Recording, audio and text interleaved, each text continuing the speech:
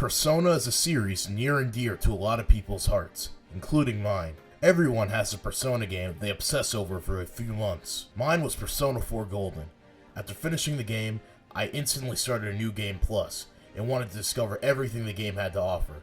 I maxed out every social link and got all the god Personas, bringing my playtime to around 300 hours. After this, I decided to try another Persona game that I heard a lot about, Persona 3 FES. At this point in time, Persona 3 had not been brought to any modern consoles, and even when it did, they ported the PSP version, which in my opinion is kind of a downgrade. So I had no choice but to emulate it. Luckily, there was a mod, or texture pack, whatever, that brought the game into HD quality with 4K textures. I think it's important to talk about what Atlus was going through as a company at the time of Persona 3's development. At the time, Atlus was struggling.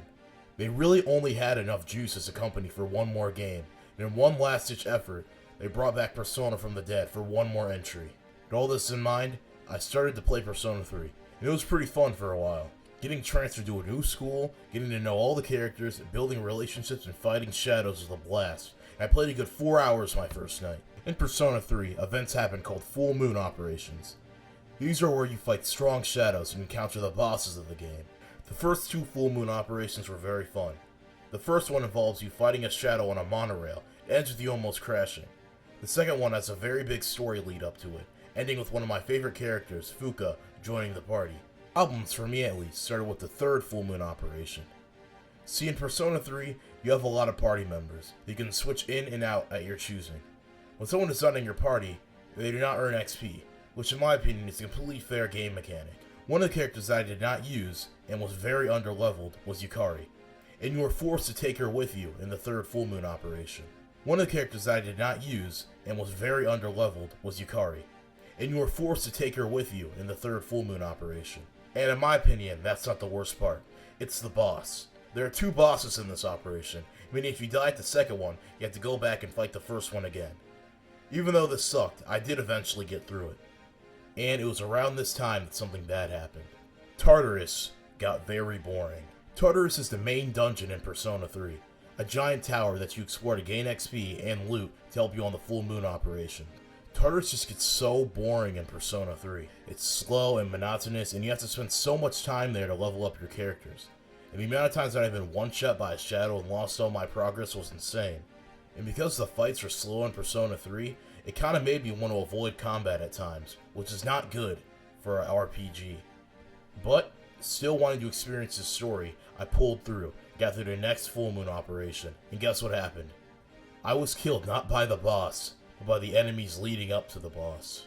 And this caused a rage quit. I didn't even want to think of Persona 3 until I saw the leak of the remake. I was in LA on vacation at the time, and I was very excited.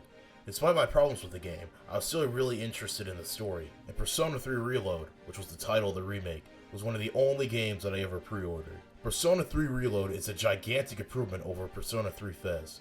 There's some people who believe that Persona 3 is an inherently flawed game, but I think the remake disproved that theory. For example, the combat has been improved. You are now able to actually control your party members. That's right, in the OG Persona 3, you cannot control your party members. And the reason for this is actually kinda cool.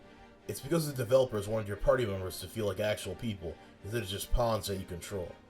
It's a really cool idea, but I don't feel like it really works in practice. Tartarus is also way more interesting.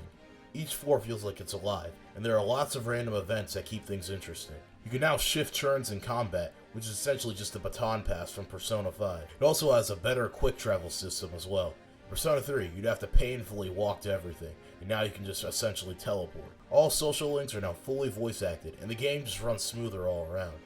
And all that would make it sound like it's nothing but an improvement, right? But not exactly. Remember Persona 3 for the PSP? Well, that one was a major downgrade graphics-wise. It added heaps of content that was not found in the original Persona 3. Most notably, it added a second route through a female protagonist that you can choose at the start of the game. The female route has different social links, and even entirely different in-game events, which is nice to see. You also fight stronger versions of the bosses in the game. But Persona 3 PSP did not have the answer, which is the epilogue that Persona 3 FES had.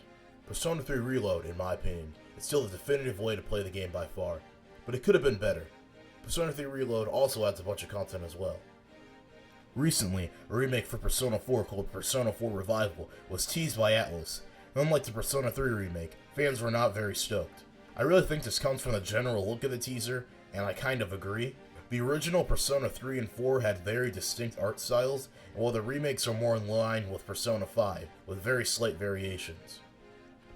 I'm kinda confused why Atlus revealed Persona 4 Revival so early, because it's clearly not anywhere near done, and the teaser does look pretty bad, I won't lie, but the game will most likely look comparable to Persona 3 Reload at launch. Unlike Persona 3 FES, Persona 4 Golden still holds up not only for me, but the vast majority of people who have played it. So people's expectations are going to be a lot higher for this remake than Persona 3, and hopefully, Atlus will be able to meet their expectations. But anyways, that's it. Make sure to tune into my live stream for the global release of Persona 5 The Phantom X. Persona 3 Reload is good, so yeah, go buy it now.